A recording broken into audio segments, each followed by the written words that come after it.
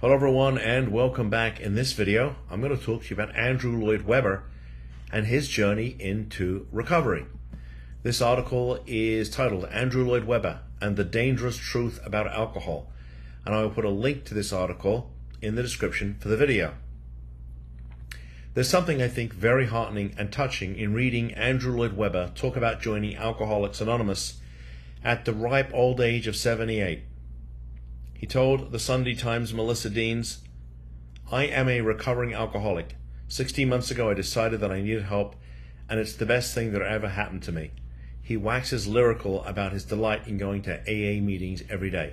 Now, one of the things that I've waxed lyrical about is the fact that my wife and I are very proud of the fact that a lot of our closest friends are in recovery. We've really immersed ourselves in the behavioral health community, and as a result made some really, really significant friends and people that are close and near and dear to us. And the folks that are in recovery, without exception, the ones that have been in recovery for 5 years, 10 years, 15 years, even more, go to a meeting at least once a week, if not more. So AA is a key component of not only experiencing recovery, but being able to maintain it. This past December, my wife and I took a dream trip. We saved up for, I think, over a year for this thing. We took a transatlantic cruise from the south of England all the way across to New York. It was 7 days on the Atlantic. It was in December, so it was kind of a little like this, but that's a different story. But what was interesting was that every morning we'd wake up and there'd be sort of like this fold-up brochure, and it would have the day's events, like a calendar of events that were going on that day on the ship. And every single day there was at least one meeting scheduled. Even in the middle of the Atlantic, if you wanted to, you could go to a meeting. And we noticed that because of the work that we do, and it was very, it was touching, right? Because, substance use, mental illness, those things can touch anybody and everybody, including Andrew Lloyd Webber. There may be some grumbling in AA circles about Andrew Lloyd Webber's candor. The group's traditions encourage you to keep membership private for lots of sensible reasons.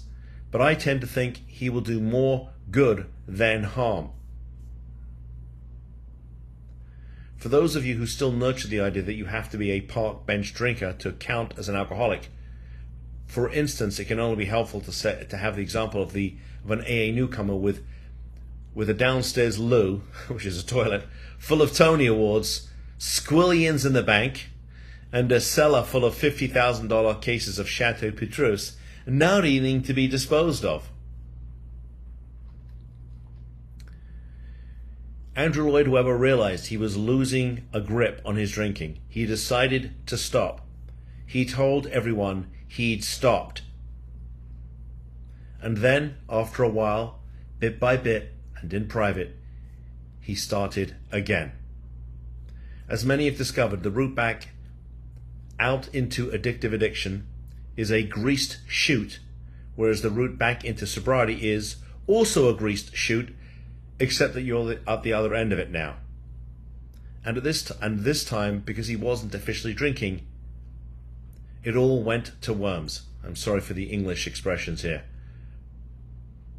As he told his interviewer, he just about got by in his years of drinking openly, functional being the word that tends to be used. You're not a drunk, but a bon viveur. But having gotten publicly sober, his second dance with a bottle was furtive, isolated, deceptive. But I've said to everybody that I'm not drinking, so I started to drink secretly.